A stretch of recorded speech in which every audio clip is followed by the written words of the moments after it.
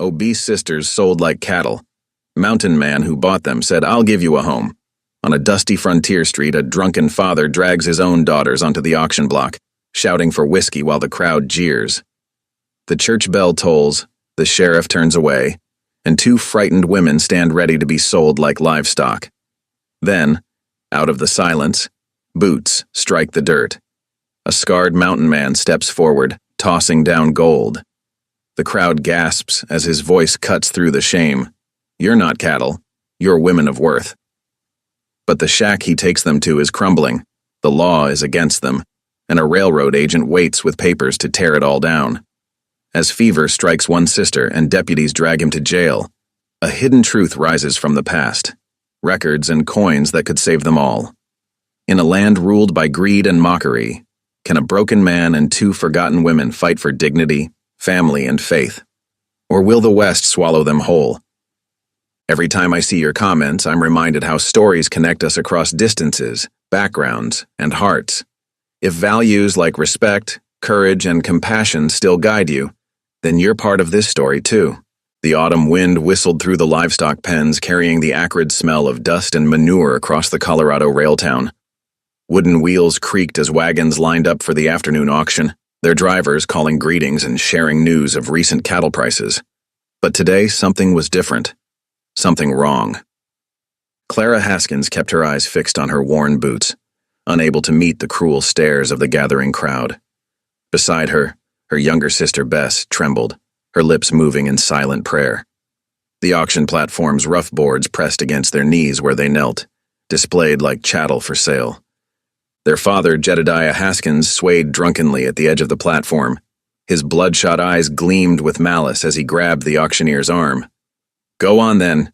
Sell 'em like the rest of the stock." The whiskey on his breath carried even to where his daughters huddled. The auctioneer, Tom Wilson, twisted his felt hat in his hands. "Now, Jed, this ain't right and you know it. These are your flesh and blood." "Ain't no use to me," Jedediah spat. "Can't work like men, eat more than horses. Time someone else fed them." He kicked at the platform near Clara's knee, making her flinch. The crowd pressed closer, their jeers growing bolder. "Looks like you're selling by the pound today, Jed," someone called out. Laughter rippled through the onlookers.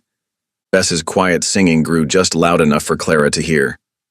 Amazing grace, how sweet the sound. Her sister's familiar comfort and hymns brought tears to Clara's eyes. The auctioneer cleared his throat uncomfortably. "Well, folks, seems we have an unusual offering today." He glanced apologetically at the sisters. Two capable women, raised proper despite their current circumstances. "I'll trade you a jug of rye," shouted a voice from the crowd. More laughter followed. "Got a mule's harness, barely used," called another. Clara felt her cheeks burn with shame.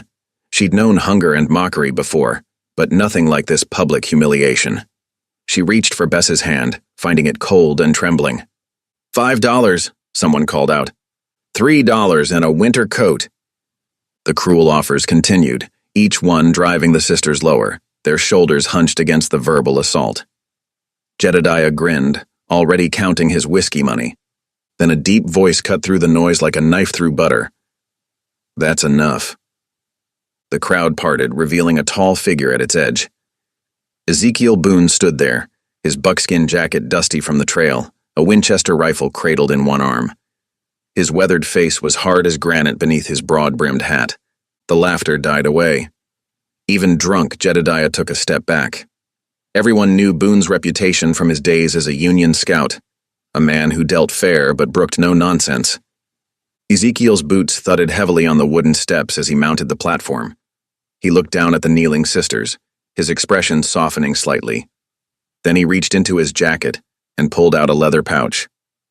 20 gold eagles, he said, dropping the pouch at Jedediah's feet. The coin spilled out, glinting in the autumn sunlight. "That's $400, more than fair price for your homestead and stock if you had any." A murmur ran through the crowd. That was serious money in these parts. Ezekiel turned to face the onlookers, his voice carrying clearly across the suddenly silent auction yard. "These women aren't cattle. They're daughters of Eve, made in God's image, same as any here." His hand rested meaningfully on his rifle. "They deserve respect and a proper home. I aim to provide both. He turned to Clara and Bess, his voice gentling. That is, if you're willing. I've got a place up in the hills. It's rough living, but it's honest. You'll have a roof over your heads and no man'll trouble you there. Clara looked up at last, searching the mountain man's face. She saw no mockery there, no cruel intentions, just straightforward dignity and perhaps a hint of lonely understanding in his eyes. Bess's hymn had fallen silent. She squeezed Clara's hand, a question in the gesture. Clara drew a deep breath. They had no real choice. Their father would only try this again if they refused. Yet something in Ezekiel's manner suggested this wasn't just charity or impulse. He was offering them more than shelter. He was offering them their dignity back. We accept your kindness, Mr. Boone, Clara said, her voice steady despite her pounding heart. Ezekiel nodded once, then turned back to Jedediah. Sign a bill of sale, now. The auctioneer hurriedly produced paper and pencil. Jedediah scrawled his mark, already reaching for the gold coins with shaking hands. The law will know of this transaction, Ezekiel continued, his tone steel-edged. These women are under my protection now. Anyone thinking to make trouble should remember that. The crowd began to disperse, shame replacing their earlier cruelty as Ezekiel helped the sisters to their feet. He treated them with careful courtesy, steadying them but not presuming to touch them more than necessary. My wagon's over yonder, he said, gesturing to a sturdy vehicle at the edge of the yard. Got some blankets in the back to make you comfortable. It's a fair ride up to the cabin. As they walked away from the auction platform, Clara heard Bess resume her hymn, voice stronger now. Was blind, but now I see.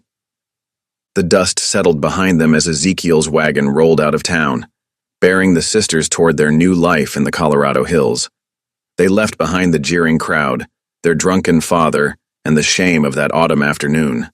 Ahead lay uncertainty, but also hope, and the promise of a home where they would be valued for more than their appearance or appetites. The afternoon sun cast long shadows as they traveled, and Clara noticed how Ezekiel kept a watchful eye on the trail ahead, while giving the sisters space to collect themselves. This strange, quiet man had done more than save them from humiliation. He had restored their humanity with a few simple words and actions. Bess leaned against Clara's shoulder, her hymn fading to hummed notes. The wagon wheels creaked a steady rhythm as they headed toward the mountains, their shapes dark against the fading sky. It wasn't the future either sister had imagined, but it was a future with dignity, and perhaps that was worth more than all the gold eagles in Ezekiel's pouch. The crowd dispersed in hushed whispers, their earlier cruelty replaced by stunned silence. Ezekiel Boone stood like a weathered oak beside the sisters, his presence keeping the last few gawkers at bay. His calloused hand gestured toward his wagon, parked at the edge of the auction yard. This way, he said quietly. Watch your step on these boards. Clara kept her arm around Bess's shoulders as they made their way down from the platform. Her younger sister still trembled, though her hymn singing had faded to whispered prayers. The wooden steps creaked under their feet, and Clara fought to keep her balance, conscious of every eye still watching them. Ezekiel's wagon was simple but sturdy, with high wooden sides and a canvas cover stretched over bent hickory hoops. A dappled gray mule stood patiently in the traces, switching its tail at flies. Clara noticed patches on the canvas, places where careful stitching had mended tears, signs of a man who maintained what he had, even if he couldn't afford new.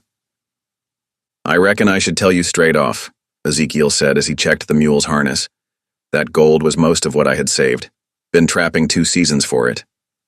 He spoke matter-of-factly, without seeking praise or pity. Seemed right to spend it this way. Clara and Bess exchanged worried glances. They'd been rescued, yes, but at what cost to their savior? And what did he expect in return? Clara had learned young that men rarely gave anything without wanting something back. Mr. Boone, she started, we're grateful, but... No buts needed, he interrupted gently. You needed help. I could give it. Simple as that. He offered his hand to help them into the wagon bed, where blankets had been laid out over fresh straw. As they passed the Golden Nugget Saloon, raucous laughter spilled out its swinging doors. A cluster of men lounged on the wooden walkway, bottles in hand. Hey Boone, one called out. Bought yourself 2 fat wives today. Hope you got food enough to keep 'em. Clara felt the words like physical blows. Beside her, Bess ducked her head, shoulders hunching, but Ezekiel didn't even turn. He clicked softly to the mule, and the wagon rolled steadily onward, leaving the mockery behind. The sun was sinking toward the western peaks as they left the town behind. The wagon creaked and swayed along the rutted trail, following a creek that wound up into the hills. Aspen trees shivered their golden leaves in the evening breeze, and the air grew cooler as they climbed. "My place is up in the high country," Ezekiel explained, his eyes on the trail ahead. "It's not much. Just a line shack I fixed up some. Roof leaks in one corner when it rains hard and the door sticks in wet weather." He glanced back at them.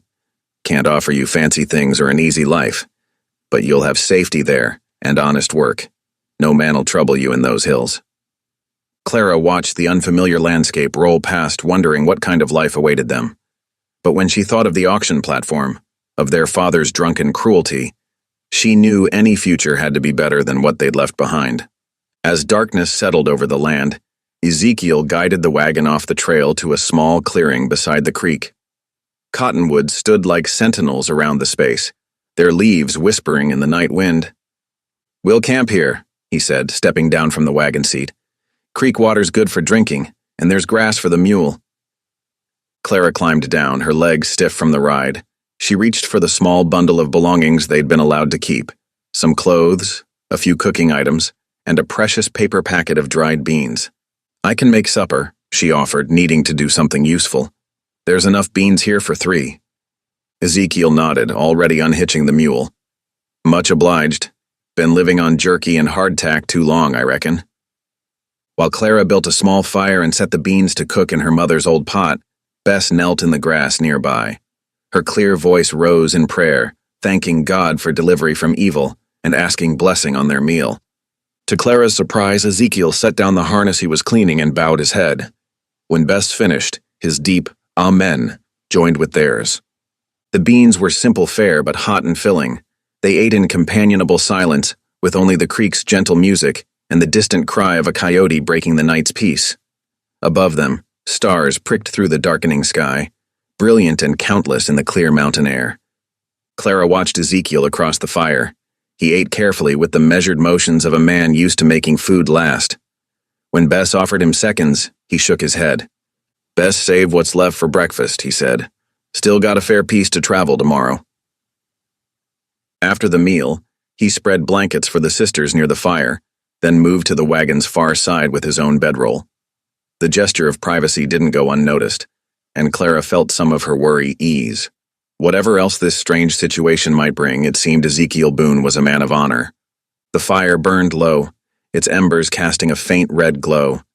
Clara lay awake, listening to Bess's steady breathing beside her and the endless song of the creek.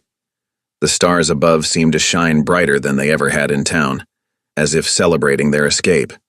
Or perhaps it was their courage in facing an uncertain future that made the heavens glow so fierce and free.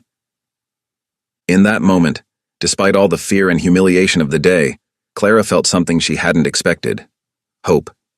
It was small and fragile as a wild bird's egg, but it was there. Whatever tomorrow might bring, they were no longer alone in their struggles. Dawn painted the eastern sky in pale rose and gold as Ezekiel stirred the campfire's remains.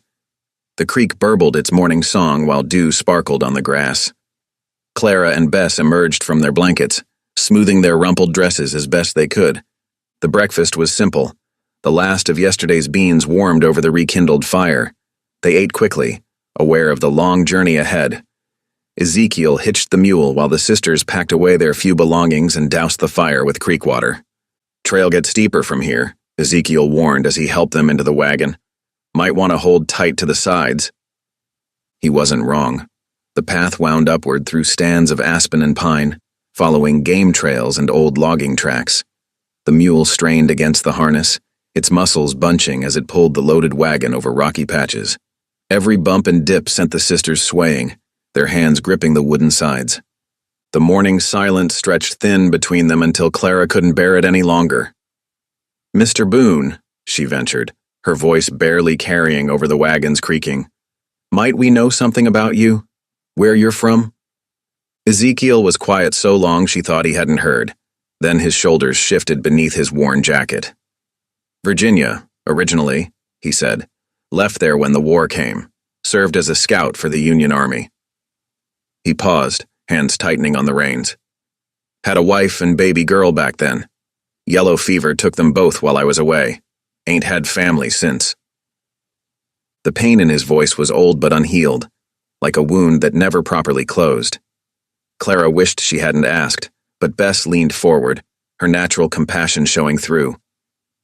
I'm powerful sorry for your loss, Mr. Boone, she said softly. The good book says the Lord is close to the broken-hearted. Ezekiel nodded once, his expression hidden beneath his hat brim. The wagon continued its slow climb as morning warmed into midday. When they reached a shallow stream crossing, Ezekiel called a halt to rest the mule and fill their water containers. The clear mountain water rushed over smooth stones, catching sunlight like scattered diamonds. Bess volunteered to fill the wooden pail they'd brought. She picked her way carefully over the slick rocks, her skirts gathered in one hand. The current wasn't strong, but the stones were treacherous with green moss. As she bent to dip the pail, her foot slipped. Before she could fall, Ezekiel was there. His strong hand caught her elbow, steadying her with surprising gentleness for such a weathered man. Easy now, he said. These rocks can be mighty uncertain. Bess's face flushed pink, but she managed a grateful smile. Together they filled the pail and carried it back to the wagon where Clara waited. The afternoon sun was slanting toward the western peaks when they finally crested a high ridge. Ezekiel drew the mule to a halt.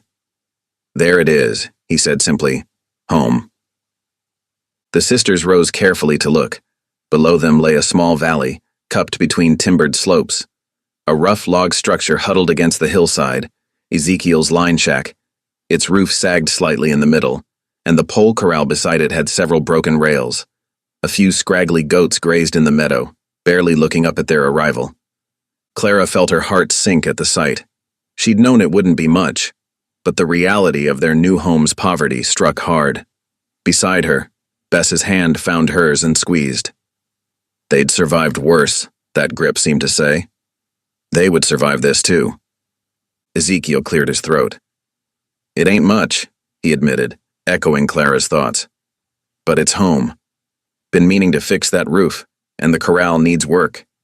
Just never seemed worth the effort, living alone. The wagon creaked down the last slope as shadows lengthened across the valley. Up close, the shack looked slightly better. The logs were solid, even if the chinking between them needed repair. A stone chimney rose against one wall, and a small vegetable patch showed signs of recent tending. When Ezekiel pushed open the heavy wooden door, the interior smell hit them first.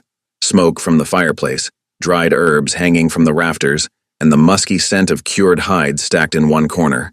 A rough-made table stood in the center, surrounded by 3 mismatched chairs. A narrow bunk hugged one wall, while a ladder led to a small loft space above. Clara's hands itched at the sight of the dusty floor and cobwebbed corners. Without a word, she found a broken-handled broom propped behind the door and began sweeping. The simple action felt good, purposeful, like taking the first step toward making this place livable. Bess moved to help, but first she took a battered tin lantern from their belongings. She cleaned its smoky glass with her apron, filled it with the last of their lamp oil, and set it on the table. Its warm glow softened the cabin's rough edges, making the space feel more welcoming. Ezekiel watched them work from the doorway, something like wonder crossing his weathered features. Been a while since it looked this tidy, he said. Never seemed important before. Supper was a humble affair, jerked venison that Ezekiel contributed, and biscuits made from the last of the sisters' flour. They sat at the freshly scrubbed table, the lantern casting friendly shadows on the log walls. 3 bowls, 3 spoons, 3 cups of creek water. It wasn't much, but it was shared willingly. Before eating, they bowed their heads. Bess offered grace, her quiet voice steady in the lantern light.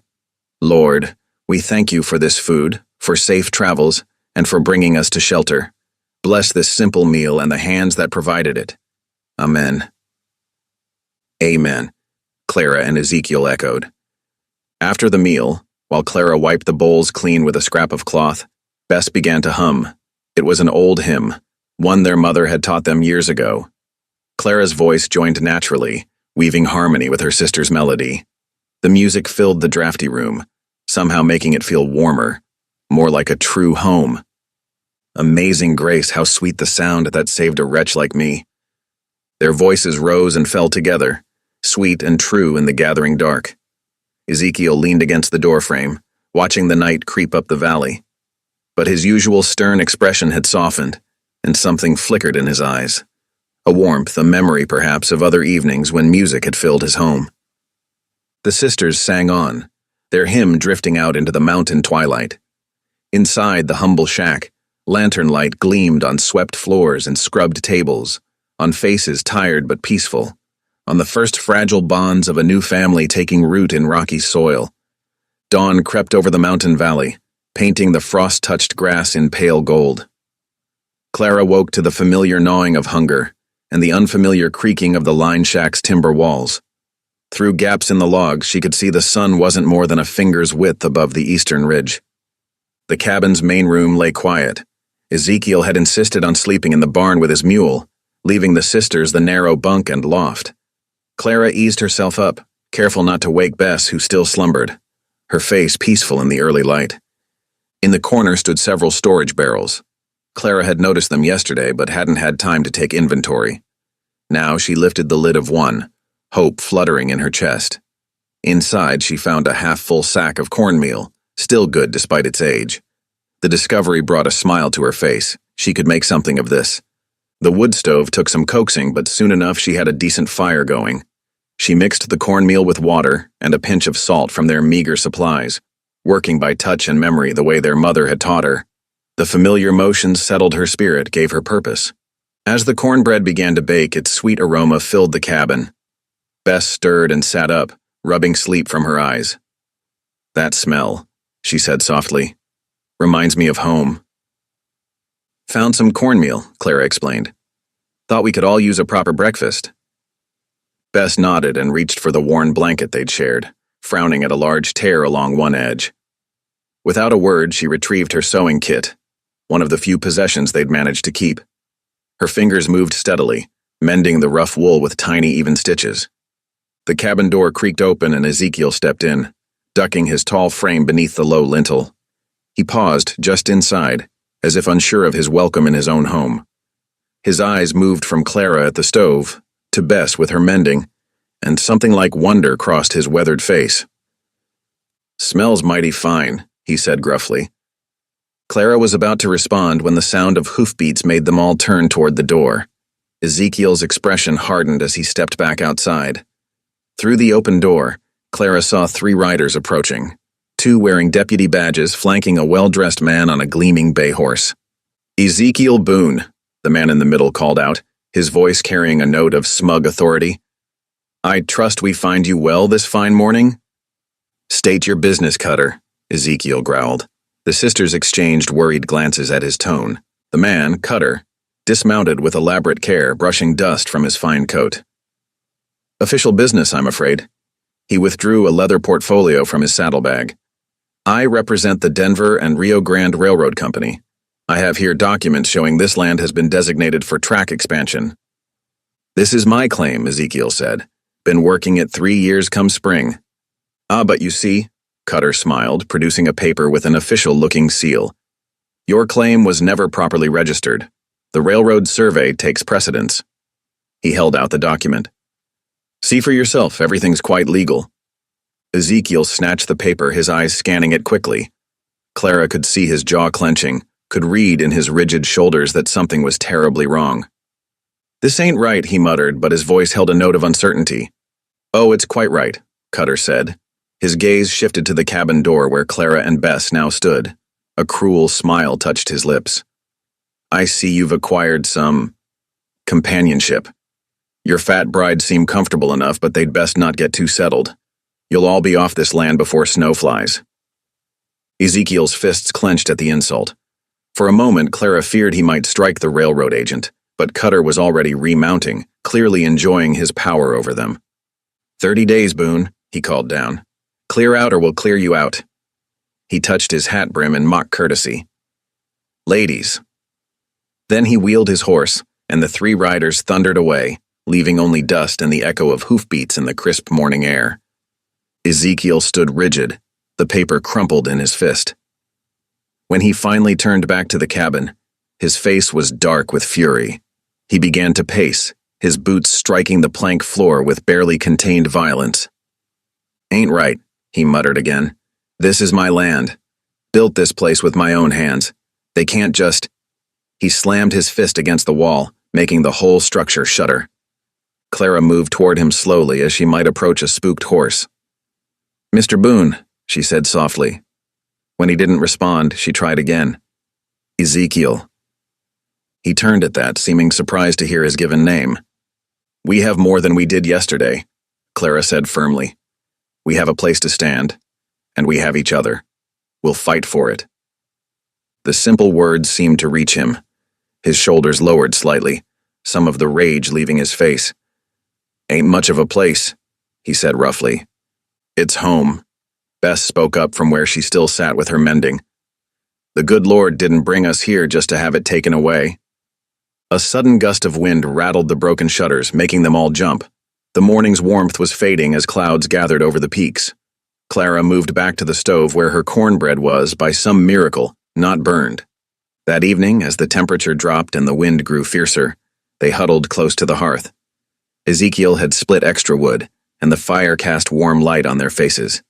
The broken shutters still rattled, but somehow the sound seemed less threatening when faced together. Clara cut the cornbread into 3 portions, serving it with the last of the venison. They ate in silence, but it was a different kind of quiet than before, not the awkward silence of strangers, but the shared stillness of people united in purpose. Bess hummed as she finished the last stitches on the blanket. Ezekiel had spread his maps on the table, studying them by lamplight, looking for something that might help their cause. Clara washed their few dishes, her mind already turning over plans for tomorrow, what they could plant, what they could preserve, how to make this place stronger. The railroad man's threat hung over them like the gathering storm clouds, but they faced it together. In just 2 days, they had become something more than 3 lonely souls. They had become a family, and families fought for their homes. The morning after Cutter's threat dawned clear and cool. Work would be their answer to worry, and there was plenty to be done. Ezekiel rose before the sun, the broken corral calling his attention. The weathered posts had rotted at their bases, leaving the enclosure barely fit to hold his 2 goats. He hefted his axe, heading into the stand of pines near the cabin. The steady rhythm of chopping filled the crisp air, and soon he had a pile of fresh posts. His shoulders ached from the work, but it felt good, purposeful. Each post he shaped was another anchor in this land they meant to keep. Meanwhile, Clara ventured out to tend the goats. The creatures eyed her warily at first, unused to a woman's presence, but she spoke to them softly, the way she remembered her mother doing with their old milk cow. Soon enough, they allowed her to approach with a bucket. "Easy now," she murmured, settling beside the first nanny. Her hands found a gentle rhythm, and soon warm milk was streaming into the bucket. The simple task brought unexpected joy. They would have something to trade, something to make. Near the cabin door, Bess had discovered a sunny patch of earth. She worked it carefully with a borrowed spade, clearing stones and softening the soil. From her pocket, she drew out a small paper of seeds, herbs she'd saved from their old garden. Thyme, sage, and mint would grow here, she thought. The plants would take root, just as they were trying to do. "The Lord provides," she whispered, pressing the tiny seeds into the earth. Inside the cabin, Clara experimented with the morning's milk. She heated it slowly over the stove, adding a bit of vinegar the way she'd once seen done. The milk separated, forming soft white curds. Her first attempt at cheese wasn't pretty, but it was edible. Each day she tried again, and each day it got better. A week passed in this way, all of them working from sunrise to sunset. The corral grew stronger under Ezekiel's hands. The herbs sprouted tender green shoots in Bess's garden. Clara's cheese began to hold its shape. Small victories, but they celebrated each one. Then came the day they needed supplies. The flour was running low, and they had milk and cheese to trade. Loading the wagon for town, Clara and Bess exchanged nervous glances. They hadn't faced the townspeople since the auction. The road seemed shorter than they remembered. Too soon, the buildings of town appeared ahead. Clara gripped the milk jars tighter as faces turned toward their wagon. The whispers started immediately. There they are, the ones from the auction. Mountain Man's women. Can you imagine? Bess began humming a hymn under her breath, drawing strength from the familiar melody. Ezekiel guided the wagon to the mercantile, his face set in stern lines. He helped them down, one sister at a time, his touch gentle but firm, making it clear they were under his protection. Inside the store, Clara arranged their goods on the counter while Bess consulted their list. The shopkeeper's wife eyed their cheese with interest, but before she could speak, two boys who'd been lounging near the penny candy barrel started up. "Look here, the fat sisters. Better reinforce that wagon seat." The words struck like stones, familiar and sharp. Clara felt her face burning. Bess stopped humming, her shoulders hunching inward. The other customers turned to stare, some hiding smirks behind their hands. But then Ezekiel moved. 2 long strides brought him to the counter. He placed his big hand flat on the wooden surface, the sound drawing every eye. His voice, when it came, was quiet but carried to every corner of the suddenly silent store. "They're my family." 3 words, but they changed everything. Clara felt tears pricking at her eyes. Not from shame this time, but from the fierce pride in his tone. Bess reached for her sister's hand, squeezing tight. The boys slunk away. The shopkeeper's wife cleared her throat and began discussing fair trade for the cheese. Other customers returned to their business. But something had shifted. The mockery had met its match in Ezekiel's simple declaration. They completed their trading, exchanging milk and cheese for flour, sugar, and a few other necessities. The wagon rode lighter on the way home, and not just from the traded goods. Bess watched the passing countryside for a while before speaking. "Like as we are adopted into God's family," she said softly, "we find earthly families too. Scripture says it clear. God sets the solitary in families." Ezekiel didn't respond, but his hands tightened slightly on the reins. The rest of the journey passed in comfortable silence, broken only by the creak of wheels and the occasional snort from the mule. That evening, after supper was cleared and the sisters had retired to their bunk, Ezekiel remained by the dying fire. The cabin was quiet save for the soft breathing of the sisters and the pop of settling embers. Slowly, almost hesitantly, he lowered himself to his knees beside his cot. "Lord," he whispered, the word strange on his tongue after so many silent years. "I ain't been much for praying since Sarah and the baby. But these girls—" He paused, struggling for words. "Help me do right by them. Help me be the family they need." In their bunk, Clara and Bess exchanged silent smiles in the darkness. They didn't need to speak. They knew what they'd just witnessed. Like the herbs in Bess's garden, something new was taking root in Ezekiel's heart. Faith, like family, could grow again in the most unexpected places. The night deepened around the cabin, stars wheeling overhead. Inside, 3 people who had been strangers just days ago slept peacefully, each one a little less alone than they had been before. The broken shutters still rattled in the wind, but now they seemed to whisper of hope instead of loneliness. The autumn days grew shorter as October painted the mountain slopes in gold and crimson. One crisp morning, Clara stood at the cabin's single window, watching 2 riders approach on the winding trail. Her heart quickened. They'd never had proper visitors before. "Bess," she called, "the Henderson women are coming." Bess hurried to join her sister, smoothing her apron.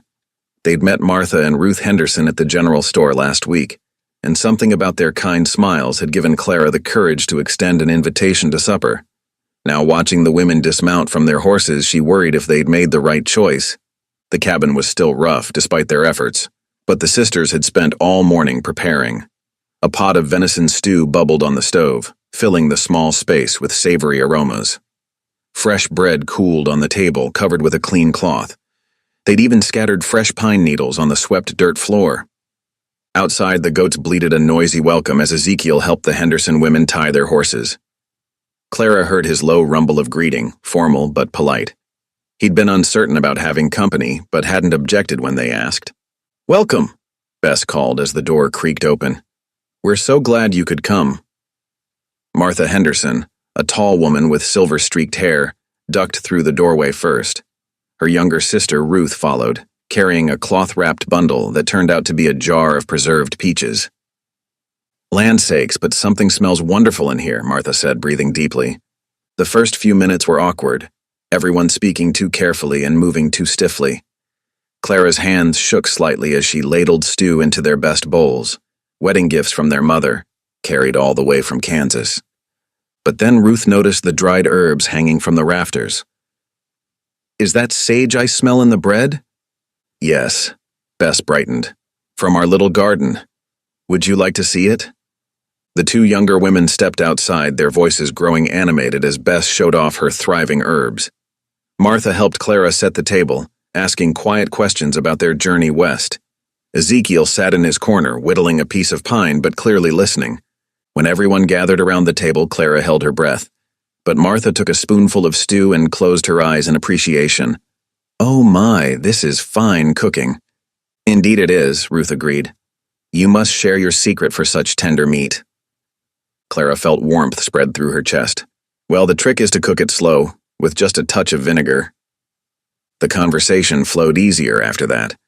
Martha told stories about their first winter in the territory, making them laugh with tales of learning to shoot a rifle while wearing skirts. Ruth spoke of her husband's trading post further up the mountain, and how they'd survived the last harsh winter. You'll need to bank snow against the north wall, she advised. Keeps the wind from stealing all your heat. As they finished the stew and moved on to peaches, Bess began humming softly. Ruth joined in, recognizing the hymn, and soon all three women were singing Amazing Grace in sweet harmony. Their voices filled the cabin, making it feel larger somehow, more blessed. Then something extraordinary happened.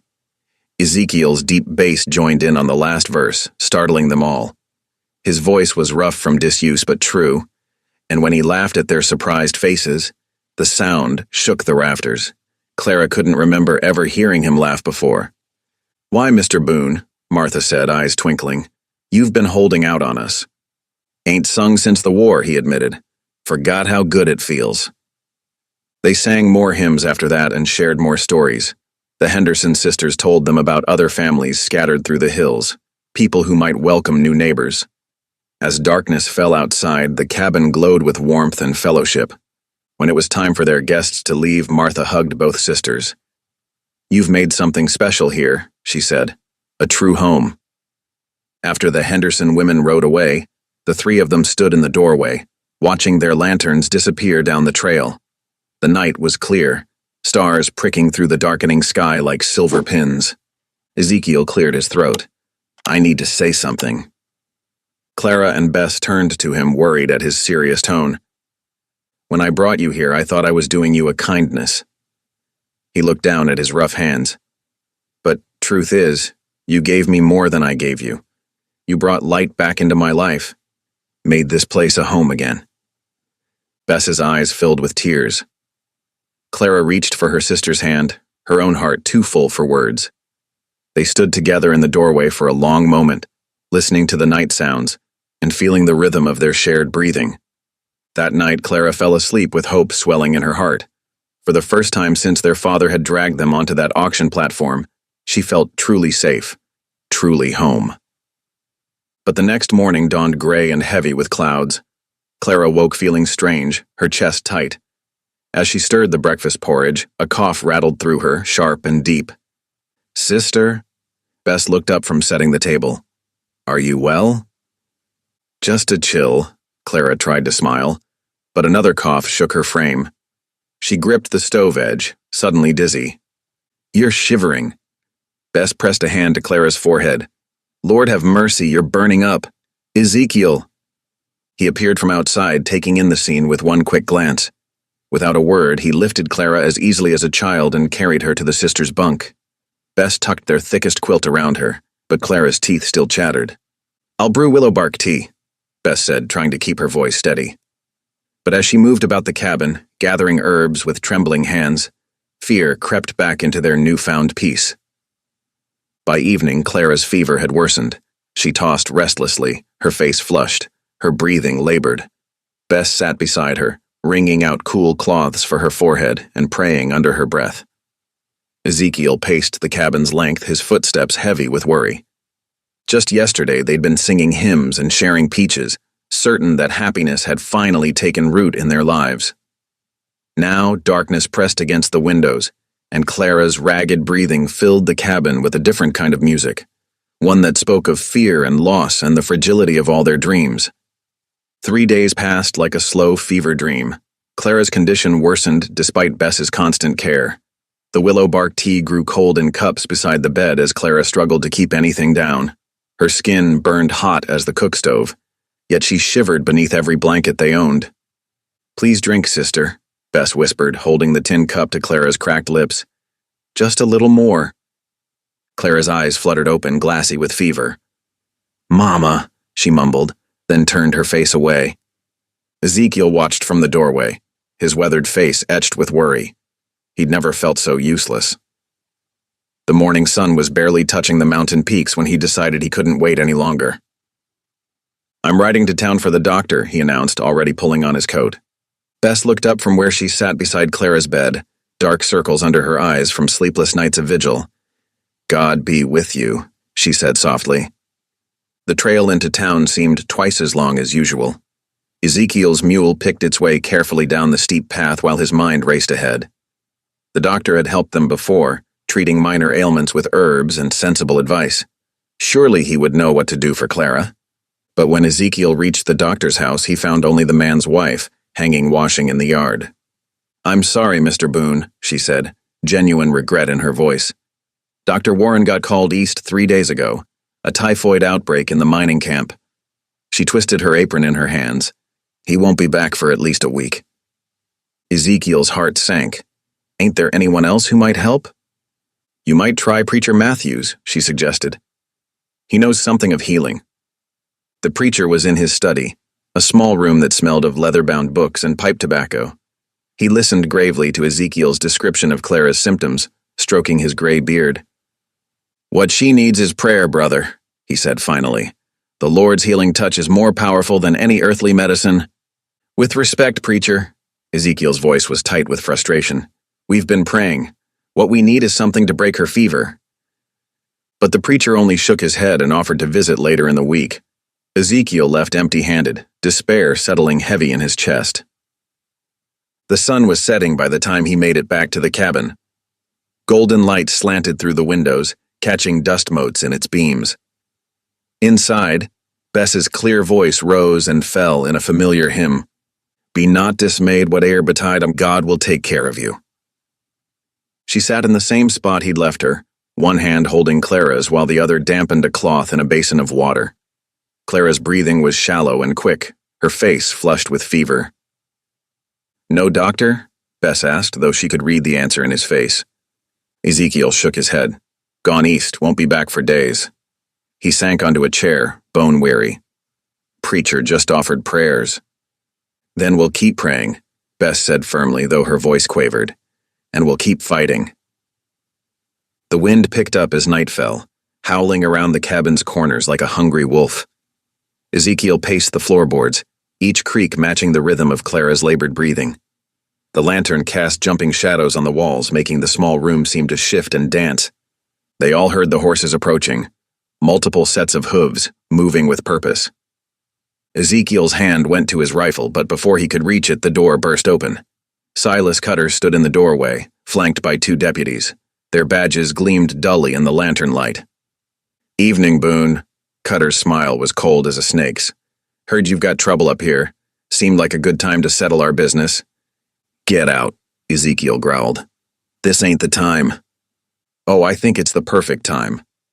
Cutter stepped inside, looking around with exaggerated interest. "When else will you be so distracted?" The deputies moved in behind him. Outside, more men were walking toward the goat corral, carrying axes. "You can't do this." Bess stood up, her voice stronger than Ezekiel had ever heard it. "We have rights." "Rights?" Cutter laughed. "A squatter and his 2 fat—" Ezekiel's fist caught him before he could finish the insult. Cutter stumbled backward, blood spurting from his nose.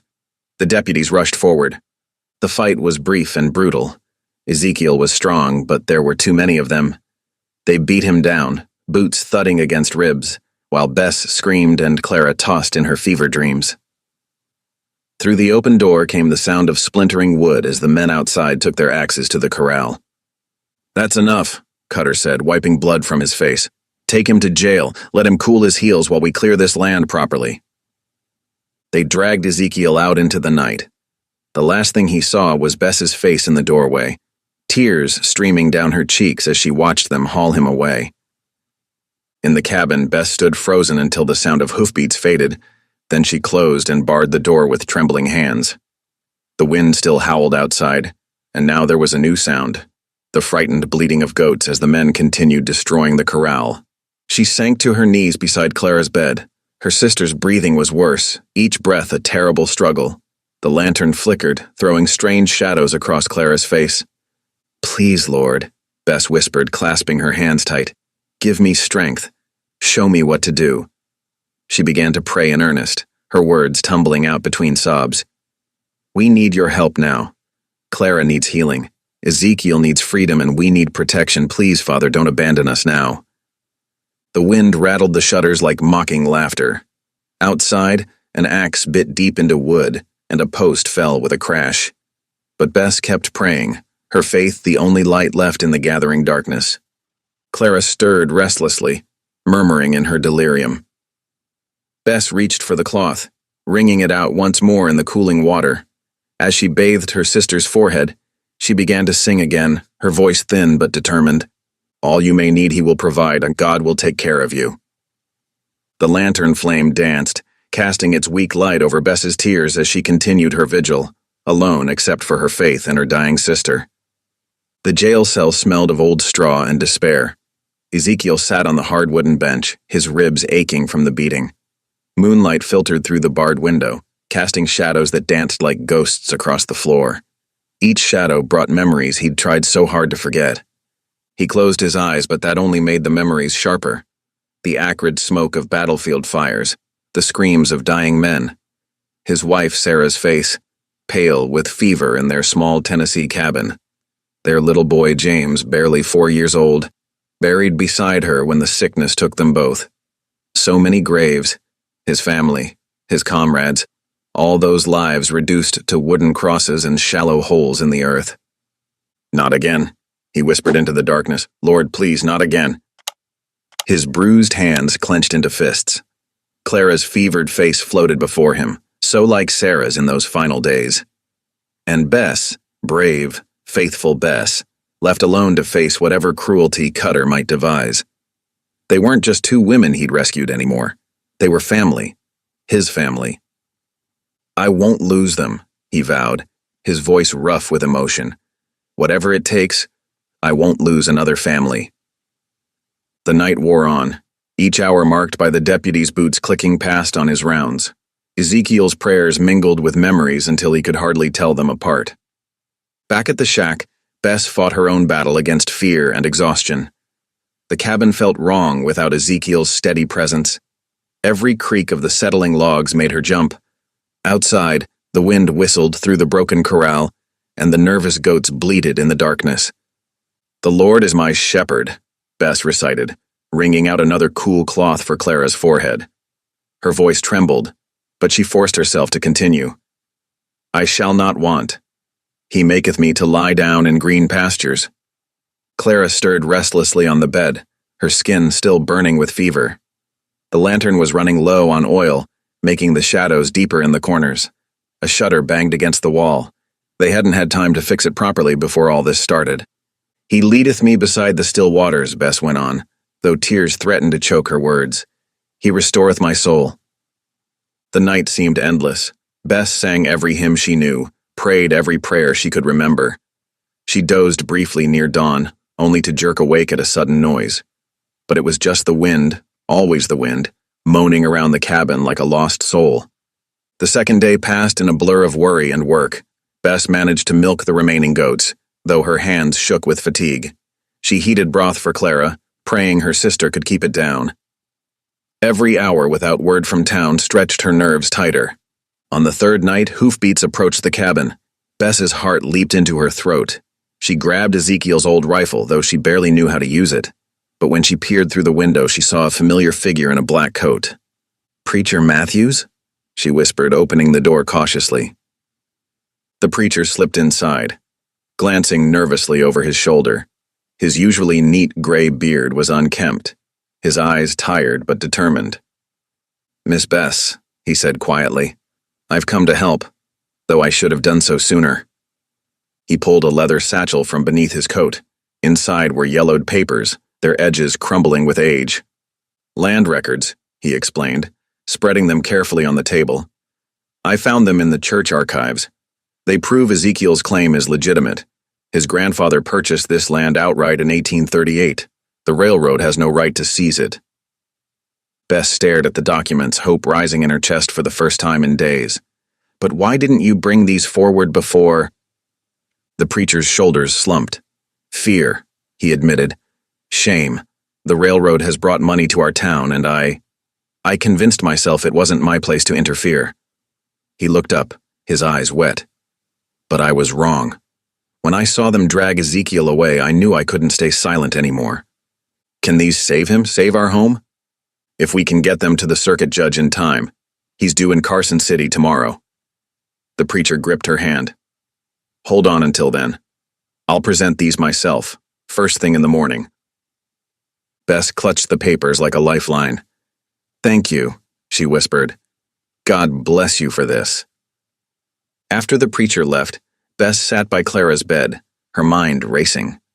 The papers were hope, yes, but tomorrow might be too late. Ezekiel was still in jail, at Cutter's mercy. And Clara. She looked at her sister's pale face. The fever had dropped slightly, but Clara was terribly weak.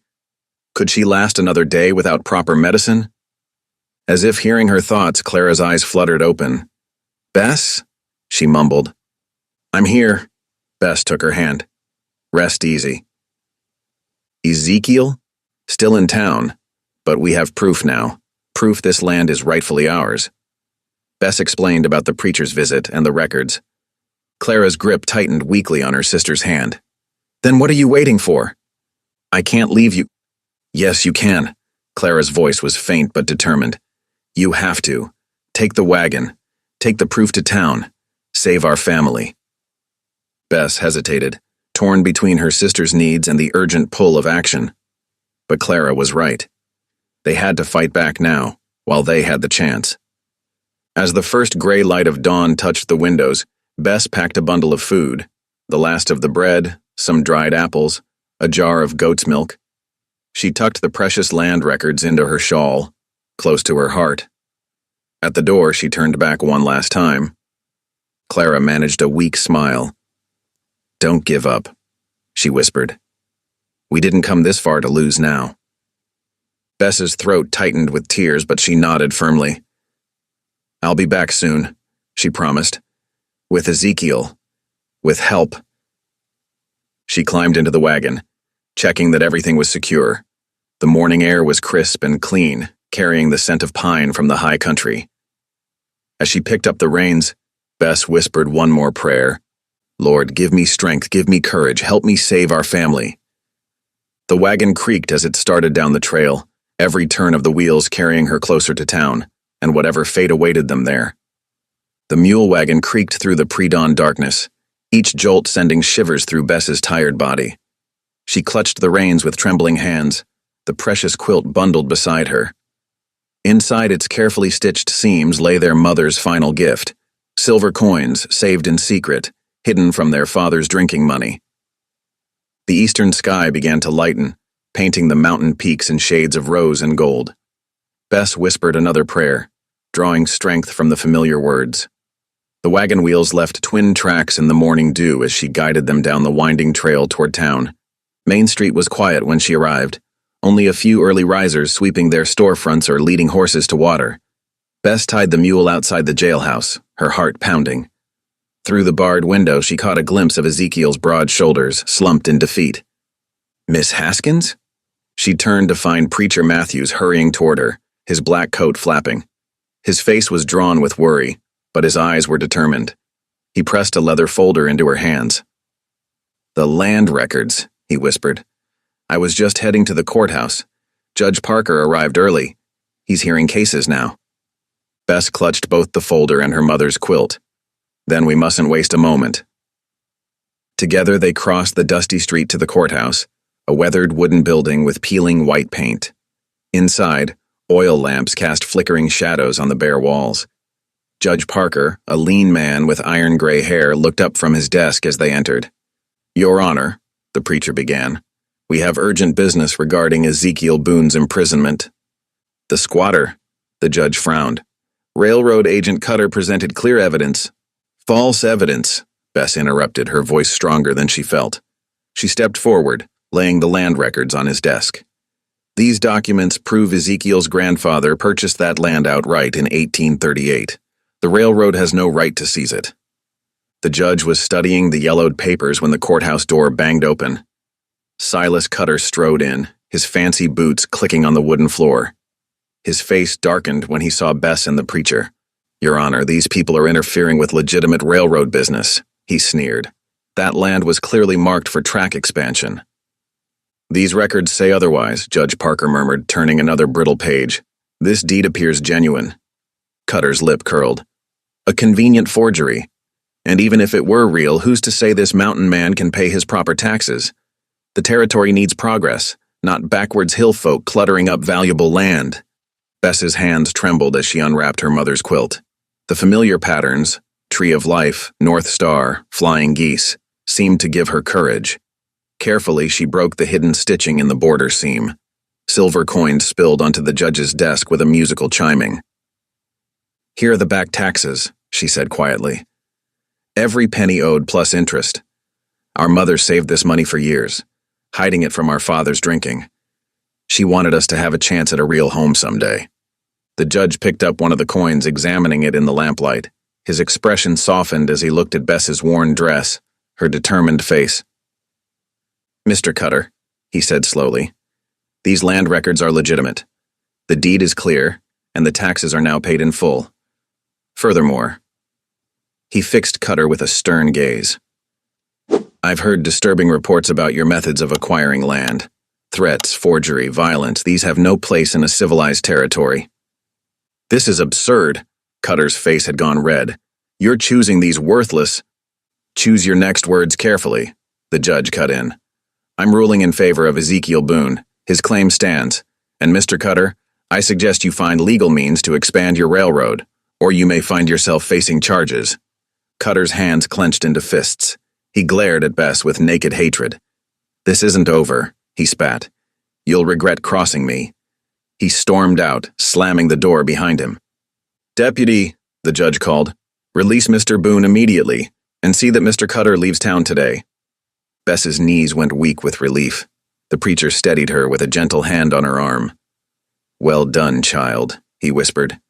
"Well done indeed." Minutes later, Ezekiel emerged from the jailhouse, squinting in the morning light. His face was bruised, his clothes dirty, but his eyes lit up when he saw Bess waiting. She ran to him without thinking, and his strong arms wrapped around her. "You saved me," he said hoarsely, "saved our home." "We saved each other," Bess replied, stepping back to look up at him. "That's what family does." Ezekiel took her hands in his calloused ones, his expression solemn. "I promise you this. Never again will you face trouble alone. You and Clara are my family now, truly and forever. Whatever comes, we'll meet it together." Tears spilled down Bess's cheeks as she nodded. "We should hurry home," she said. "Clara's been so worried." They rode back in the wagon together, Ezekiel handling the reins while Bess told him everything: the preacher's help, her mother's hidden coins, the judge's ruling. The sun was setting by the time they crested the final ridge, painting the sky in deep gold and purple. Smoke rose from the cabin's chimney, a welcome sight. Inside, they found Clara propped up in bed, her fever finally broken. Though still weak, her face glowed with joy at seeing Ezekiel safe. "You did it," she whispered as Bess tucked the quilt around her. "You saved us all." "No," Ezekiel said, his deep voice gentle. "We saved each other." He settled into the chair beside Clara's bed, while Bess stirred the fire. "Now rest easy. You're both home safe, where you belong." Tears glistened in Clara's eyes as she reached for both their hands. Outside, The wind sang through the pines, no longer a lonely sound, but a song of hope and family found at last. The mountain cabin's interior glowed with soft lamplight as Ezekiel sat beside Clara's bed, carefully spooning warm chicken broth between her pale lips. His weathered hands, once used to gripping rifle stocks and skinning knives, now moved with surprising tenderness. Bess watched from near the hearth, amazed at how gentle the gruff mountain man had become. "Just a little more," Ezekiel murmured, his deep voice softer than usual. "You need your strength." Clara managed a few more sips before turning her head weakly on the pillow. Though her fever had broken, recovery came slowly. The illness had left her thin and tired, dark circles shadowing her eyes. "Thank you," she whispered. "I never thought to see such kindness from—" She paused, uncertain how to continue. "From a rough old mountain man?" Ezekiel's mouth quirked in a half-smile. He set the empty bowl aside and pulled his chair closer to her bedside. The lamplight caught the silver threading through his dark hair, highlighting the new worry lines etched around his eyes. Days passed in this gentle rhythm. Bess tended the goats and kept house while Ezekiel nursed Clara with patient dedication. He brought her water, propped her up with pillows, and even combed her long hair when it tangled. Each small act of care seemed to smooth away another layer of his hardened exterior. One evening, as the setting sun painted the cabin walls in amber light, Ezekiel sat beside Clara's bed, watching her drift between sleep and waking. Her color had finally begun to return, a hint of pink touching her cheeks. He reached out and took her hand in his calloused one. "Clara," he said softly, waiting until her eyes focused on his face. "I need you to hear something." She nodded, her fingers curling weakly around his. "When I first saw you and Bess at that auction, I acted on instinct. Couldn't bear to see you treated like animals." He paused, choosing his words carefully. "But these past weeks, caring for you both, watching you make this broken-down shack into a real home, I want you to know something. You're no burden to me. You're a blessing. Both of you." Tears welled in Clara's eyes, spilling down her cheeks. "Oh, Lord," she whispered, her voice trembling. "Thank you. Thank you for bringing us to this place, to this man." Bess, who had been quietly mending by the fire, set aside her work and crossed to the bed. She took Clara's other hand, completing their circle. "We should give proper thanks," she said firmly. "When Clara's stronger, we ought to gather the neighbors for prayer, show our gratitude for God's mercy." Ezekiel nodded slowly. "Reckon you're right. And maybe it's time we went to church proper." The sisters exchanged surprised glances. They hadn't dared suggest it, knowing how Ezekiel avoided town gatherings. The following Sunday dawned clear and cool. Clara, though still weak, insisted she felt strong enough to travel. They hitched the mule to the wagon, padding the seat with quilts to make her comfortable. Bess helped her sister dress in their best clothes, faded but clean, while Ezekiel put on his one good shirt, the collar stiff with starch. The wagon wheels left twin tracks in the morning dew as they made their way down the mountain trail. Clara leaned against Bess, drawing strength from her sister's warmth. Ezekiel handled the reins with steady hands, though his jaw tightened as they approached town. Main Street was busy with churchgoers when they arrived, ladies in their Sunday best and men in polished boots.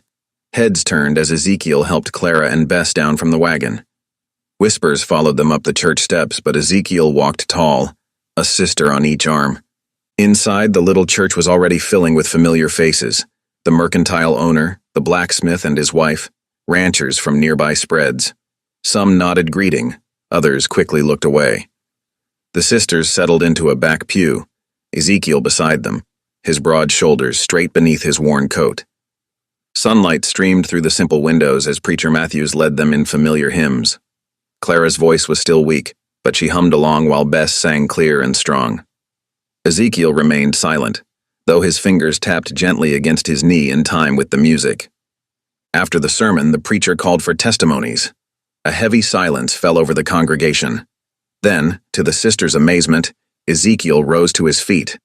His chair scraped against the wooden floor as he stood, drawing every eye in the church. "I got something to say," he announced, his deep voice carrying to the rafters. Preacher Matthews nodded encouragement. "Speak your heart, Brother Boone." Ezekiel cleared his throat. Most of you know me as a loner, a man who keeps to himself up in the hills. After the war took my first family, I reckoned that was all I'd ever be." He paused, looking down at Clara and Bess. "But the Lord had other plans. He sent these women into my life. 2 sisters I found being sold like cattle. I thought I was saving them, but truth is, they saved me." A murmur rippled through the church. Clara pressed her handkerchief to her lips, tears sliding down her cheeks. Bess reached across to squeeze her sister's hand. "They turned my shack into a home," Ezekiel continued. "Brought music and prayer back into my life. Showed me what family means again." His voice grew husky with emotion. "The Lord restored what was broken in me through their goodness. I stand here today to give him thanks and to declare before you all that these women are my family now. Whatever comes, we face it together." The church fell silent as he finished. Then Preacher Matthews stepped forward, laying a hand on Ezekiel's shoulder. "Amen, brother. The Lord works in mysterious ways, turning sorrow to joy, making families from strangers." Several women in the congregation dabbed at their eyes. The blacksmith's wife was openly weeping. Even some of the men who had once mocked the sisters now looked thoughtful, perhaps seeing them through new eyes. As the service ended, people came forward to greet them. The mercantile owner's wife invited them to Sunday dinner. A rancher offered Clara a jar of his wife's tonic for strength. The atmosphere had shifted, respect replacing ridicule. They drove home in peaceful silence, the wagon swaying gently beneath them. The late morning sun warmed their backs as they climbed the familiar trail, heading toward the place that had become their true home. Clara reached out to touch Ezekiel's arm. "Thank you," she said softly, "for everything." He covered her hand with his own, his eyes still fixed on the trail ahead. No need for thanks between family. Bess hummed a hymn of gratitude as they rode, her clear voice carrying across the valley. The sound seemed to echo off the mountainsides, a song of hope and healing, of broken lives made whole again through love and faith. After the final hymn faded in the little church, townsfolk gathered around the Boone family. Clara sat quietly in the pew, still weak from her illness but smiling as women approached with covered dishes and kind words. "Made this chicken soup special," Mrs. Peterson said, pressing a ceramic pot into Bess's hands. "Good for building strength." The blacksmith's wife offered a loaf of fresh bread, while others brought preserves and dried herbs. Each gift came with gentle touches and warm smiles, a stark contrast to the cruel jeers of weeks past. Not everyone had changed heart, though. Near the door, 3 men whispered and smirked, their eyes following the sisters with familiar mockery.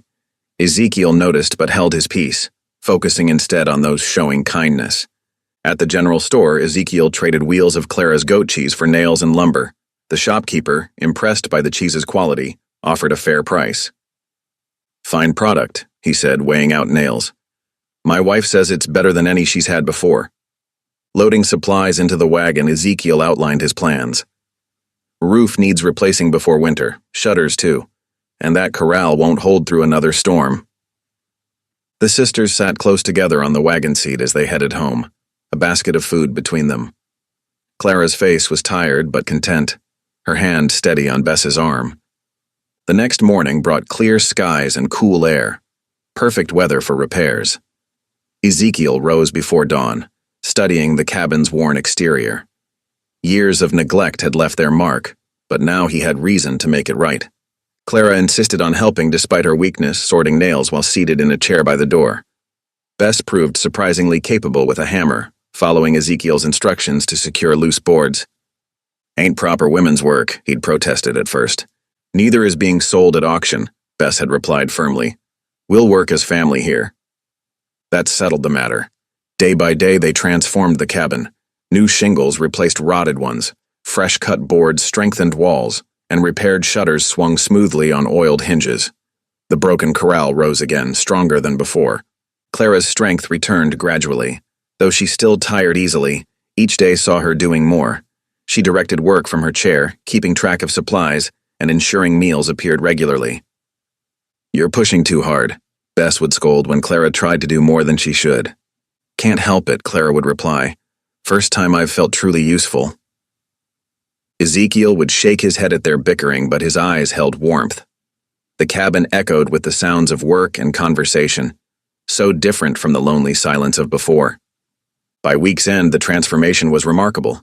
Fresh-cut pine glowed golden in the sunlight, new windows gleamed, and the repaired door swung true on its hinges. Even the yard looked better, with split firewood neatly stacked and the corral properly fenced. "Time for a proper celebration," Clara announced one evening. "Let's invite neighbors for a hymn sing." Ezekiel hesitated but couldn't deny the joy in her eyes. "Reckon we could," he agreed. "Cabin's fit for company now." Word spread quickly. Saturday evening found wagons and riders arriving at dusk, lantern lights spilling through the new windows to guide them. Women brought pies and cakes, men carried extra chairs, and children darted about with excitement. Inside, the cabin glowed with welcome. Clara had scrubbed every surface until it shone, while Bess arranged benches and chairs in a circle. The fresh swept floor and new curtains transformed the once dreary room. As darkness fell, voices rose in song.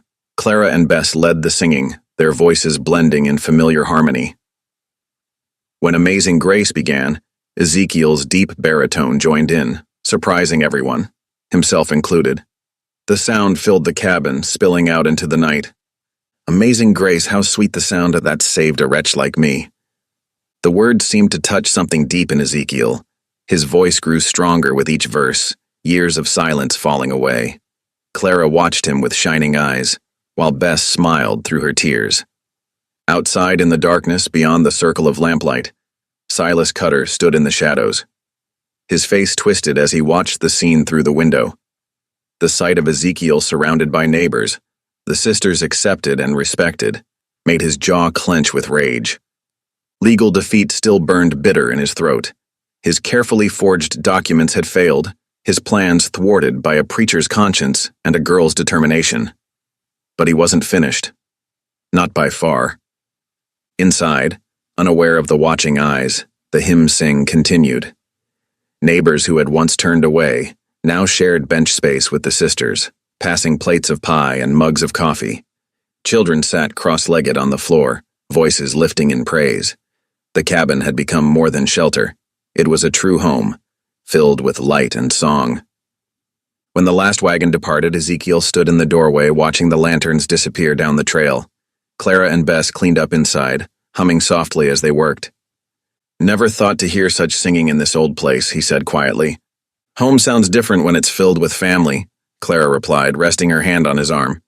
He covered her hand with his own, nodding slowly. The night air carried a hint of autumn chill, but inside the cabin, warmth remained. The warmth of belonging, of bonds stronger than blood. Far down the trail, hidden by darkness, Cutter mounted his horse. His bitter thoughts churned with schemes of revenge, but for now, they remained only thoughts. The light from the cabin windows caught his eye one last time before he turned away, hatred burning cold in his heart. The first snow arrived silently in the night, transforming the ridge into a white wonderland by morning. Bess discovered it when she rose early to check the goats, her excited gasp waking Clara and Ezekiel. "Look," she called from the doorway. "Everything's white as sugar." The landscape had changed completely. Where brown grass and rocky ground had been, now lay smooth drifts of pristine snow. Icicles hung like crystal daggers from the eaves, catching the pale dawn light. Clara wrapped a shawl around her shoulders and joined her sister. "Beautiful," she breathed, "but it means hard times ahead." Ezekiel nodded grimly. "Best get the goats inside before they freeze. That old lean-to won't hold against mountain winter." They spent that morning clearing space in the cabin's corner, laying fresh straw for the animals. The goats protested being moved, but soon settled near the warmth of the hearth. Their soft bleating became a constant backdrop to cabin life. "Smells like a barn in here," Ezekiel grumbled, but his eyes held amusement. "Better than frozen goats," Clara replied practically. "Besides, their warmth will help heat the cabin." As days grew shorter and storms more frequent, they fell into new rhythms. Clara set up her quilting frame near the window, piecing together scraps of fabric into warm coverings. Her clever fingers created patterns from even the smallest bits, stars, pinwheels, and flying geese taking shape under her needle.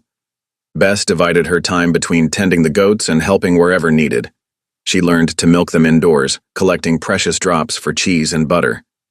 The animals grew accustomed to her gentle hands and soft hymn singing. Ezekiel spent long hours in the cold, checking his trap lines for rabbit and fox. He returned with frozen beard and frost-covered coat, but usually carrying some small game for the pot. When snow was too deep for trapping, he split wood until the pile grew tall against the cabin wall. Despite the hardships, laughter found its way into their days. One morning, a particularly ornery goat headbutted Ezekiel as he bent to fill the water bucket, sending him sprawling. Instead of anger, his deep chuckle joined the sisters' giggles. "Reckon she's letting me know who's boss," he said, brushing off snow. As December deepened, Bess began talking about Christmas. "We should celebrate proper," she insisted, "even if we haven't much." Clara opened their mother's old trunk, pulling out carefully hoarded ribbons. "We could decorate a pine branch," she suggested. "Make it festive." Ezekiel said nothing, but the next day he returned with a perfect small pine branch, its needles still green and fragrant. He fixed it to the wall while the sisters clapped in delight. "Ain't much of a tree," he mumbled. "It's perfect," Bess declared, already reaching for the ribbons. They worked together, transforming the humble branch into something magical. Clara's red ribbons made bright bows, while Bess strung dried berries she'd saved from fall. Even Ezekiel contributed, whittling small wooden stars to hang from the tips. The days before Christmas brought secret activity. Clara disappeared behind her quilting frame for hours, while Bess whispered and giggled over mysterious bundles. Ezekiel spent extra time in his workshop, the sound of his knife against wood carrying through the walls. Christmas Eve arrived clear and cold. Stars pierced the dark sky like diamonds, while snow crystals sparkled in the lamplight. Inside the cabin, warmth and excitement filled the air. Clara had outdone herself with supper. Though simple, the meal felt like a feast. Cornbread baked golden brown, tender jerky stewed with dried vegetables, and Bess's precious saved sugar transformed into small cookies. "Tastes like heaven," Ezekiel declared, savoring a cookie. After the dishes were cleared, they gathered around the hearth. The decorated pine branch glowed in the firelight, ribbons casting dancing shadows on the wall. Even the goats seemed to sense the special occasion, settling quietly in their corner. "Time for gifts," Bess announced, practically bouncing with excitement. They had agreed to exchange only handmade presents, each creating something from their heart and hands. Clara went first, presenting carefully wrapped packages. "To keep you warm," she said softly. Inside, they found mittens she had knitted from carefully unraveled wool, lined with soft rabbit fur from Ezekiel's traps. For Bess, bright red mittens decorated with tiny snowflakes. For Ezekiel, sturdy black ones reinforced for work. Bess gave Clara a new apron, cleverly pieced from flour sacks and decorated with careful embroidery. For Ezekiel, she had copied his favorite psalms into a small book, her neat handwriting filling pages bound with twine. Ezekiel shifted uncomfortably when his turn came. "Ain't much," he muttered, holding out his gifts. But the sisters gasped in delight. For Clara, a perfectly shaped wooden spoon, smooth as silk and decorated with carved leaves. For Bess, a new hymn book he'd traded for in town, its pages fresh and clean. "One more thing," he said gruffly, reaching for his Bible. Thought we could read the Christmas story. Together like." The sisters settled close as his deep voice filled the cabin, reading the familiar words of Christ's birth. Though his voice was rough, it held reverence as he spoke of shepherds and angels, of a baby born in a manger. "Glory to God in the highest," he read, "and on earth peace, goodwill toward men." When he finished, Bess began singing softly, "Silent Night." Clara joined in, their voices twining together as naturally as always. After a moment, Ezekiel's baritone added its warmth to the harmony. Outside, snow began falling again, large flakes drifting past the windows like feathers. But inside the cabin, all was peace and warmth. The fire crackled softly, casting golden light over their faces. Even the goats seemed to listen as carol after carol filled the air. Clara looked around the cabin, at the decorated branch, the rough-hewn furniture, the beloved faces of her family. Poverty might hem them in, but love and faith had turned this simple shelter into a true home. "Merry Christmas," she whispered, her heart full. Ezekiel reached out, taking both sisters' hands in his. "Merry Christmas," he echoed softly, and God bless us, everyone. The snow continued falling, wrapping their mountain home in silence. But inside, joy glowed as bright as the fire, warming them all with its gentle light. They had found what mattered most, not in presents or feasts, but in the miracle of family, faith, and love. January brought bitter cold to the mountain homestead. Snow lay deep across the ridge, broken only by Ezekiel's daily tracks to check his trap lines. Inside the cabin, Clara and Bess kept busy with endless winter tasks, feeding goats, mending clothes, preserving what food they had left. Their life had fallen into peaceful rhythms, but peace rarely lasts when hatred festers. The trouble began one frigid morning. Ezekiel went to check the goat pen and found the fence posts knocked down, tracks in the snow showing where the animals had scattered. His jaw tightened as he studied the boot prints left behind, too many for one man. "Clara, Bess," he called, "the goats are gone."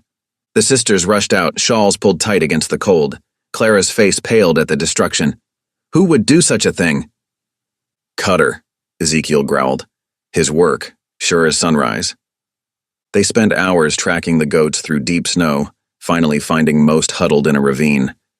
2 were missing, likely fallen prey to wolves. Clara wept as she counted the survivors, while Bess whispered prayers of thanks for those they'd saved. Back at the cabin, Ezekiel paced like a caged bear. "This is just the start," he warned. "Cutter won't stop until he drives us off." His words proved true. Over the next week, more damage appeared. Water barrels frozen solid after being overturned in the night. Firewood scattered down the slope. Trap lines cut and ruined. Each morning brought fresh evidence of malice. The sisters grew fearful, jumping at every night sound. Clara took to sleeping with a knife beside her bed, though her hand trembled at the thought of using it. Bess sang hymns more frequently, as if to ward off evil with praise.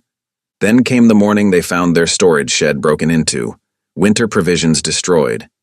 Flour scattered in the snow, precious jars of preserved food smashed. Ezekiel stood amid the wreckage, his hands clenched into fists. "Enough," he said, voice deadly quiet. "Time to end this." He saddled his horse despite Clara's protests.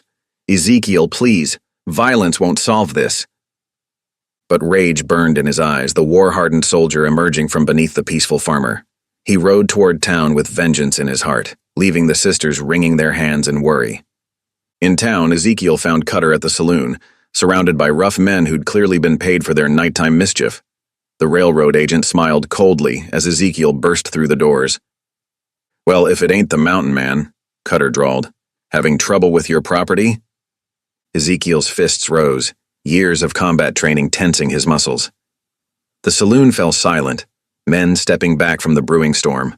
But before violence could erupt, a familiar voice rang out. "Ezekiel, stop!" Clara stood in the doorway, Bess beside her. They'd followed him to town, refusing to let him face this alone. Clara stepped forward, her usual shyness overcome by desperate concern. "Don't let him turn you back into a man of violence," she pleaded. "Remember what you told us about the war? How it ate at your soul?" Ezekiel's hands trembled, caught between rage and conscience. Bess added her voice. "The Lord says vengeance is his. We must show mercy, even to enemies." "Mercy?" Cutter sneered. "Listen to your fat wives preach, mountain man. Shows how weak you've become." Ezekiel's face darkened, but Clara touched his arm. "Your strength isn't in your fists anymore," she said softly. "It's in your heart, in choosing right over easy." Long seconds passed as Ezekiel struggled internally. Finally, his fists lowered. Instead of striking, he pulled out the judge's ruling on their land claim. "Sheriff," he called, "I want to report crimes against legal property." Sheriff Wilkins stepped forward from the crowd. He'd witnessed everything, and something in the sister's words had stirred his conscience. He took the papers, reading them carefully. "These attacks on your homestead," he said. "You have proof it was Cutter's doing?" "Got witnesses," Ezekiel replied. "Men who will testify they were paid to cause trouble, and boot prints matching his fancy town shoes." Cutter's smirk faded as several men shifted uncomfortably. Honor among thieves proved thin when faced with the law's scrutiny. The sheriff nodded slowly. "Mr. Cutter, seems you've been violating a legal ruling. That's serious business." You can't prove anything, Cutter blustered, but his voice held fear. Actually, I can. The sheriff's voice hardened. Got reports of you hiring men for night work. Got witnesses to your threats. And now I've seen you trying to provoke violence in my town. He turned to his deputy. Bring the judge, this needs settling proper. The next hour passed in tense waiting. When the judge arrived, evidence was presented. The legal ruling, witness statements, even Cutter's distinctive bootprints drawn in a notebook. The judge listened gravely, his face growing sterner with each detail. Mr. Cutter, he finally declared, you've shown contempt for this court's ruling and engineered criminal mischief. I'm fining you $100 for damages. He raised his hand as Cutter started to protest. Furthermore, you're ordered to leave this territory within 48 hours. Your employment with the railroad is hereby terminated. Cutter's face twisted with fury. He spat at Ezekiel's feet. You'll regret this. All of you. Only warning you'll get, the sheriff said quietly. Leave peaceful or leave in chains. The railroad agent glared at them all, hatred burning in his eyes. But faced with the law's full weight, he had no choice. Grabbing his hat, he stormed out of the saloon. As the crowd dispersed, Clara sagged with relief. Thank you, she whispered to Ezekiel, for choosing a better way. That evening, back at their cabin, they sat close by the fire. The goats had been rounded up, fences mended, and peace restored. But something deeper had changed. A victory won not by force, but by faith. You saved more than our land today, Ezekiel said quietly to Clara. When I raised my fists, I felt the war coming back. The killing, the hatred. You stopped me from becoming that man again. God stopped you, Clara corrected gently. We just reminded you of his way. Ezekiel nodded slowly. Reckon you saved my soul along with my hand. He looked at both sisters with deep gratitude. The Lord knew what he was doing, sending you to me. Taught me mercies stronger than meanness every time. Outside, winter stars glittered in the cold sky, but inside their cabin, warmth and love wrapped around them like a quilt, stronger than any storm, deeper than any darkness. They had faced evil with good, and good had prevailed. Their home was safe at last, protected not by force of arms but by force of faith. Spring arrived early that year, melting snow into rivulets that carved paths down the mountainside. As the land awakened, so did new dreams in the hearts of Ezekiel Boone and his adopted family. The small line shack that had sheltered them through winter now seemed to burst at the seams with their shared life and growing hopes. One morning, as dawn painted the sky in soft pinks and golds, Ezekiel stood beside Clara at the edge of the clearing. His weathered hand sketched shapes in the air, pointing out where new walls might rise. Reckon we could build here, he said, boots crunching on the last patches of snow. Good flat ground, catches the morning sun, big enough for a proper house. Clara nodded, her practical mind already planning. We'll need a larger kitchen, and windows, real glass ones this time. She paused, uncertain. That is, if you're sure about investing so much. Ezekiel's face softened as he looked at her. This ain't just shelter anymore, Clara. It's home. Our home. Inside the cabin, Bess sat at the rough-hewn table, papers spread before her. She'd been writing out lessons, dreaming of children gathered around to learn their letters and numbers. The idea of a schoolhouse had taken root in her heart over the winter months. Even the smallest light drives back darkness, she murmured, remembering her mother's words. Teaching had always been her secret wish, though few had ever taken her seriously before. The sound of horses approaching drew them all outside. To their surprise, William Tucker, their nearest neighbor, rode up with his 2 sons and a wagon loaded with fresh-cut logs. Heard tell you're aiming to build, Tucker called out, grinning. Thought we might lend a hand. More wagons appeared through the trees. The Peterson family brought tools and rope. The widow Mackenzie arrived with her grown sons, carrying baskets of food. Even the sheriff rode up, leading a mule loaded with window glass ordered from Denver.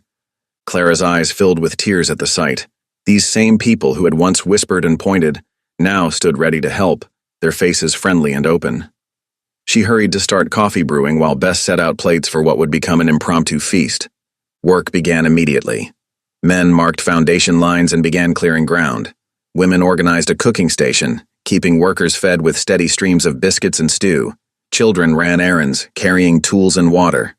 Ezekiel found himself directing operations, his military experience useful in coordinating the many willing hands. He watched in amazement as walls began to rise, sturdy logs notched and fitted with care.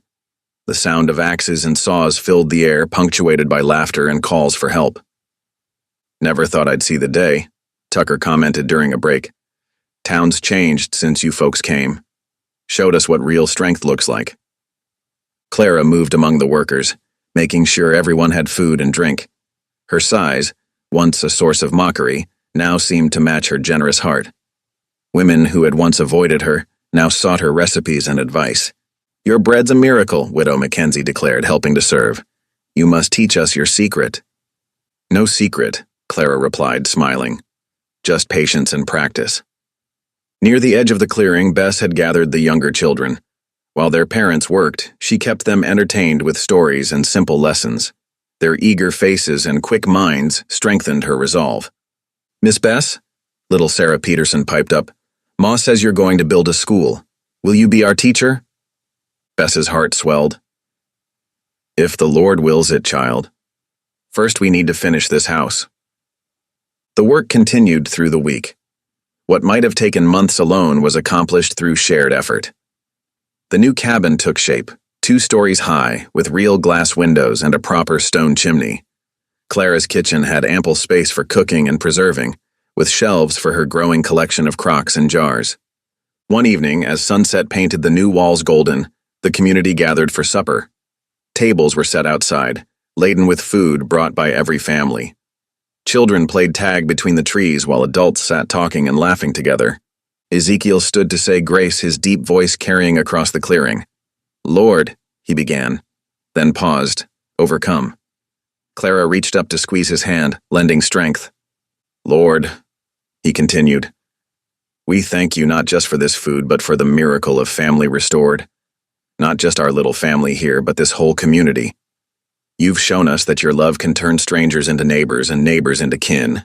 Amen," voices echoed, and Bess's clear soprano led them in a hymn of thanksgiving. As darkness fell and lanterns were lit, people lingered, reluctant to end this day of celebration. Plans were made for future gatherings. The Petersons offered lumber for the schoolhouse. Widow Mackenzie volunteered to teach sewing alongside Bess's lessons. "Might need to build that schoolhouse bigger than planned," Tucker observed, watching the children play. "Word's spreading about this place. Folks are saying it's what a community should be." Clara looked around at the faces illuminated by lamplight, faces that had once held scorn, now showing friendship and respect. She remembered their first terrifying day on the auction platform and how far they had come. "The Lord does work in mysterious ways," she murmured. "Not so mysterious," Ezekiel replied softly. "He knew what he was about, bringing us together. Sometimes the strongest foundations are built from broken pieces." Inside their new home, the hearth glowed warm and welcoming. The larger rooms would soon fill with the sounds of daily life. Boots on floorboards, kettles singing, prayers and laughter mingling in the air. But more than that, they would fill with love, the kind that transforms a house into a home, and strangers into family. As the evening drew to a close, neighbors departed with waves and calls of "God bless." Ezekiel, Clara, and Bess stood in the doorway of their new cabin, watching the lanterns bobbing away through the trees. Their hearts were full with the miracle of acceptance of community restored. "This is just the beginning," Bess said softly, her eyes bright with dreams of the schoolhouse to come. Clara nodded, feeling the truth of it deep in her soul. They had built more than walls and roof today. They had built bridges between hearts, proving that faith, hard work, and love could overcome any barrier. Ezekiel's strong arm encircled them both as they stood in the doorway of their new home. The mountain air carried the scent of pine and possibility, and the stars above seemed to shine with special brightness as if reflecting the joy in their hearts. The mountain streams rushed with melting snow, their song heralding spring's arrival. Morning sunlight spilled across the ridge where Clara knelt in fresh-turned earth, her strong hands working the soil. All around her, tiny green shoots pushed through dark loam, promises of the harvest to come. Lord willing, we'll have fresh vegetables by summer, she called to Bess, who stood at the newly built fence watching 3 newborn kids wobble on spindly legs. These little ones should be giving milk by then, Bess replied, reaching down to scratch behind a kid's ears. The tiny goat pressed against her skirts, bleating softly. Sweet thing knows who feeds them. The sisters exchanged warm glances, remembering how far they'd come since those dark days of autumn. Clara's illness had left her weak for months, but spring's warmth seemed to restore her strength daily. Her cheeks were rosy now as she planted row after row of seeds, carrots, beans, and peas. From the far side of the clearing came the steady rhythm of hammering. Ezekiel and 5 neighboring men worked on raising the barn's frame, their shirt sleeves rolled up in the morning warmth. The structure was already taking shape, its beams reaching toward the Colorado sky. "Pass up that crossbeam, Tucker," Ezekiel called from the rafters. William Tucker and his sons heaved the heavy timber upward. The men moved with practiced coordination, months of working together having forged an easy friendship. "Reckon this'll be the finest barn in the territory," Tucker said, wiping his brow. "Might have to build myself one just like it." "You're welcome to try," Ezekiel grinned, "long as you bring your wife's apple pies as payment." Their laughter carried across the clearing to where Clara worked. She smiled, remembering how these same men had once stood silent at the auction block, watching her shame. Now they shared meals at her table and sought her counsel on preserving food for winter. Near midday, more wagons arrived bringing supplies and helping hands. The widow Mackenzie's daughters rushed to help Clara in the garden, while their brothers joined the barn raising. Children darted between workers carrying water and tools, their young voices bright with excitement. "Miss Bess," little Sarah Peterson called, running up to the goat pen. "Ma says to tell you we're setting up dinner by the big oak." She peered through the fence at the kids. "Oh, they're so sweet. Can I help feed them?" "Of course, child." Bess helped Sarah measure out grain, watching the girls' careful movements. "You've got a gentle touch. That's important with young animals." By afternoon, the garden showed neat rows of planted seeds, each marked with careful stakes. The barn's skeleton rose tall against the spring sky, ready for siding. Women spread quilts under the oak tree, laying out a feast of chicken, biscuits, and early spring greens. As the sun began its westward slide, workers gathered to eat. Clara's fresh bread disappeared quickly, accompanied by praise that made her blush with pleasure. Children played tag around the adults, their laughter mixing with the sound of rushing streams and evening birdsong. "Best save some energy for tomorrow," Ezekiel reminded them all. "It's the Lord's day." Sunday dawned clear and bright. The family rode their wagon into town, now well-sprung and pulled by 2 healthy mules instead of one tired one. Clara wore a new dress she'd sewn herself, while Bess had fashioned a pretty bonnet from carefully saved fabric. The little church was filled to bursting, sunlight streaming through its simple windows. The sisters sat tall in their pew, no longer shrinking from stares. Children waved to them from nearby seats, parents nodding in warm greeting. When the preacher rose to speak, his eyes swept the congregation before settling on their family. "Today, I want to speak about God's power to redeem and restore," he began. "We've seen it here among us, in how he can take what the world scorns and reveal its true worth." Clara felt tears well up as the preacher continued, describing their journey from outcasts to beloved neighbors. Beside her, Bess squeezed her hand while Ezekiel sat straight and proud, his Bible open on his knee. "Through their testimony of faith," the preacher declared, "we've all learned what it means to be God's family. They've shown us that true strength isn't in appearance or position, but in character and faith." After the service, congregants lingered in the spring sunshine. Children who had once taunted now crowded around Clara and Bess, begging for stories and treats. Several girls had brought their dolls to show Bess, while boys peppered Clara with questions about her garden. "You've got quite a following," Tucker observed to Ezekiel as they watched the scene. "Never thought I'd see it," Ezekiel replied softly. "Was a time I couldn't imagine being part of any community again, let alone this." The afternoon passed in visiting and sharing news. Plans were made for spring plantings and summer gatherings. The sisters found themselves at the center of discussions about preserving food and caring for livestock, their knowledge sought and valued. As evening approached, the family headed home. Their wagon wound up the familiar trail, now marked with fresh wagon ruts from frequent visitors. The setting sun painted the mountains gold and purple, while frogs began their evening chorus in the meadow. Inside their home, lamplight made the windows glow warmly. Clara stirred the stew she'd left simmering, while Bess set their table, no longer the rough plank of their first days, but a properly made piece crafted by Ezekiel's own hands. They ate together as they always did, heads bowed in prayer first. Through the open window came the sound of spring peepers, their song rising and falling like nature's own hymn of praise. Strange to think, Clara mused, passing the cornbread, how what we once thought was the worst day of our lives turned out to be God's mercy in disguise. Ain't that the truth? Ezekiel agreed. Was running from people back then. Now look at us. Can't hardly get a moment's peace for all the visitors. Bess smiled, remembering how she'd once tried to make herself invisible. The Lord does work in mysterious ways, she said. Who would have thought we'd find not just shelter, but true belonging? After supper, they sat by the hearth, though the spring evening was mild.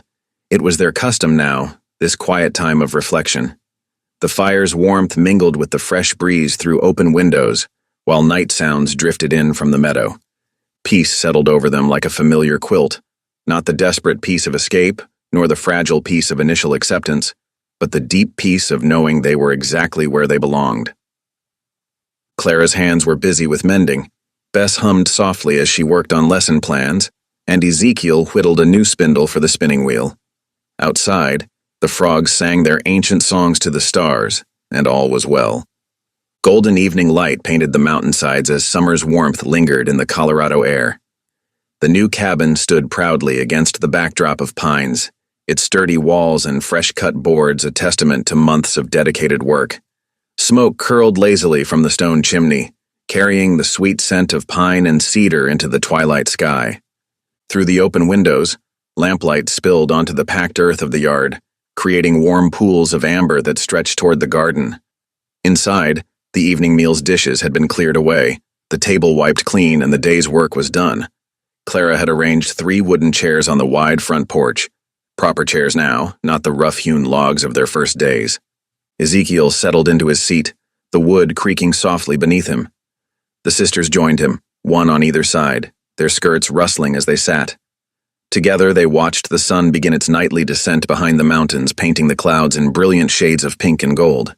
In the nearby corral, goats grazed contentedly, their bells tinkling softly as they moved. The herd had grown since those early days, providing milk and cheese enough to share with neighbors. Beyond the fence, wildflowers dotted the meadow where children played, their laughter carrying on the evening breeze. "Sarah, mind you don't tear your dress," Clara called out to the Peterson girl, who was leading a group of children in a game of tag. The children's voices echoed back, sweet and clear in the mountain air. "Remember when no children would come near our place?" Bess asked softly, smoothing her apron. "Now we can hardly keep them away." Clara smiled, watching the young ones play. "The Lord does have a way of changing hearts," she said, "even those that seemed hardest."